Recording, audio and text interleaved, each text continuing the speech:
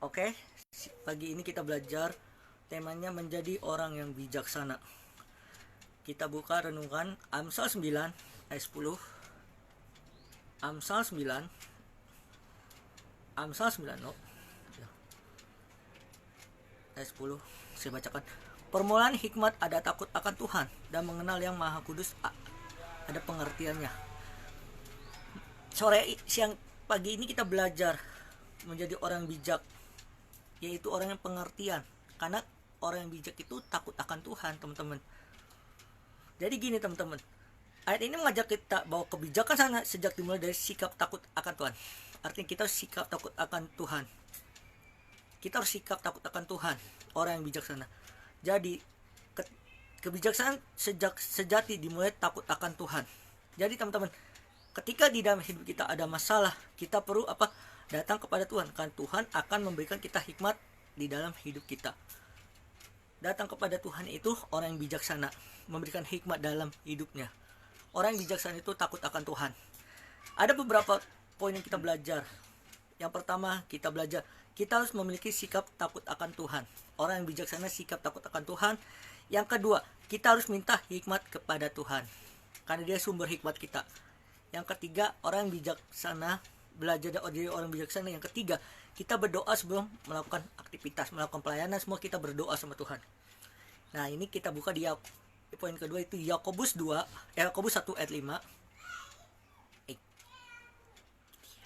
Yakobus 1 ayat 5 kita belajar. Tetapi apabila di antara kamu adalah kekurangan hikmat, hendaklah meminta kepada Allah yang memberikan kepada semua orang yang murah hati dengan tidak membangkitkan, maka Ia akan diberikan kepadanya. Artinya teman-teman, surat Yakobus ini menjelaskan, Yakobus ini adalah anak murid dari Rasul Paulus. Jadi kita belajar dari surat Yakobus ini bahwa orang yang berhikmat itu adalah orang yang murah hati, tidak mengungkit-ungkit masa lalu, tidak membungkit-bungkit masa lalu. Artinya dia tahu orang yang hikmat, bijak, tetapi orang yang kurang hikmat dia mengungkit masa lalunya. Begini pahitlah, begini. Tapi orang yang bijak tahu bagaimana, tidak mengungkit masa lalunya, tetapi dia fokus masa depan.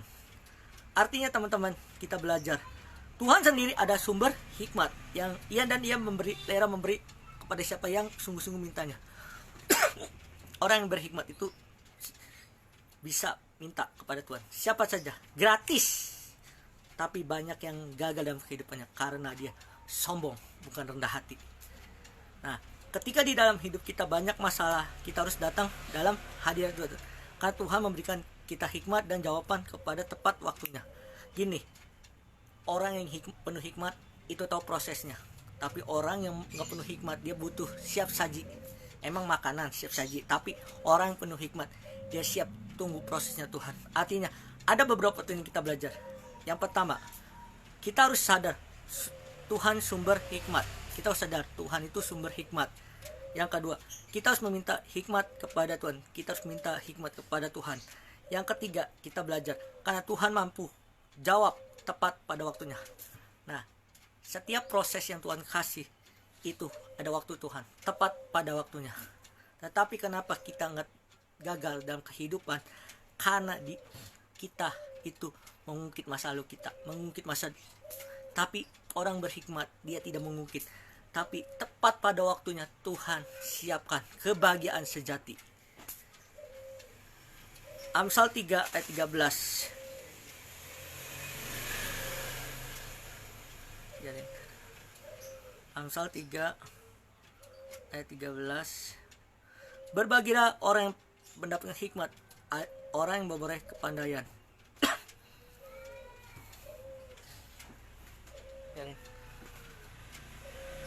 Hidup orang bijaksana akan penuh berkat, sebab bijaksana membawa kebahagiaan dan kedamaian. Jadi teman-teman, orang yang bijaksana dalam mengambil keputusan, Raja Salomo menjelaskan bahwa dia dibawa oleh kepandaian. Orang yang pandai pasti penuh dengan hikmat dan kedamaian.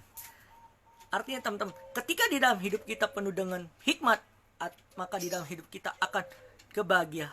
Dengan kebahagiaan itu di dalam hidup kita.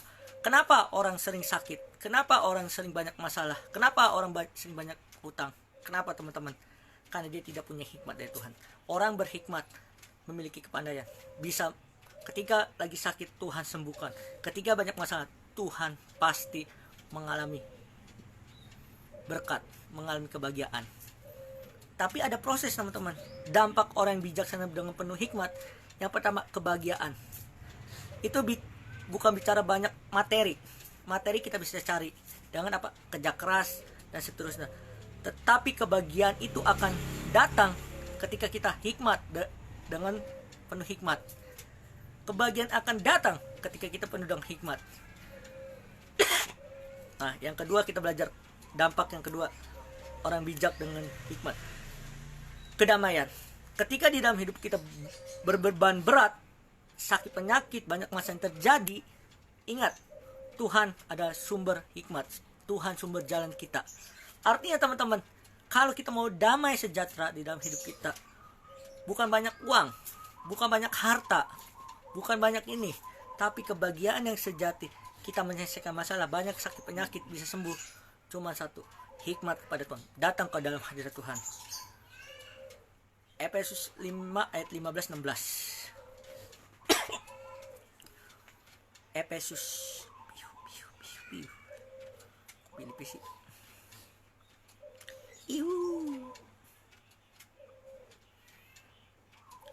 Kita belajar Efesus 5 ayat 15-16 yang terakhir. Karena itu perhatikan sesama bagi kamu hidup jangan seperti orang barbar tetapi seperti orang arif. Ayat 16, dan pergunakan waktu yang ada. Hari ini adalah hari yang jahat. Ini Rasul Paulus menceritakan di surat Efesus bahwa orang yang penuh dengan hikmat, orang penuh dengan tepat waktu, hidupnya seperti orang arif. Orang arif itu orang yang pintar atau pandai. Tapi orang yang bebal itu susah dibilangin, berdampak kepada teman-temannya yang susah dibilangin. Jadi kita harus apa teman-teman? Harus gunakan waktu yang ada ini untuk, nah ini kita belajar apa teman-teman. Yang keempat, ketika di dalam hidup kita bijaksana, nih ya, orang yang bijaksana tahu mengatur hidupnya dan waktu yang benar. Orang bijaksana yang pertama tahu waktu mengatur hidupnya dan tahu waktu yang benar. Waktu benar apa? Ibadah, pelayanan. Ketika di dalam hidup kita bijaksana mengatur waktu yang benar, maka di dalam hidup kita pasti akan mengalami kebahagiaan. Contoh orang yang bijaksana, datang ibadah tepat waktu, datang tepat kerja tepat waktu, datang pelayanan tepat waktu, dan juga yang penting yaitu orang yang bijaksana, orang yang tahu kapan kita jalan. Jadi poin ini bagaimana belajar menjadi orang bijaksana. Yang pertama kita belajar sikap yang pertama harus kita belajar sikap yang takut akan Tuhan. Yang kedua kita belajar sikap yang kedua kita harus tahu bahwa kita sadar bahwa Tuhanlah sumber hikmat kita. Yang ketiga kita belajar teman-teman bahwa teman-teman apa? Orang yang meminta hikmat kepada Tuhan pasti akan mengalami kepandaian dan damai sejahtera. Yang keempat, orang bijaksana itu bisa mengatur waktu. Mengatur apa? Waktu yang ada yang Tuhan kasih. Jadi teman-teman, jadilah orang yang bijaksana, maka kalian akan meroleh berkat-berkat kebahagiaan akan terjadi. Tuhan Yesus memberkati. Shalom.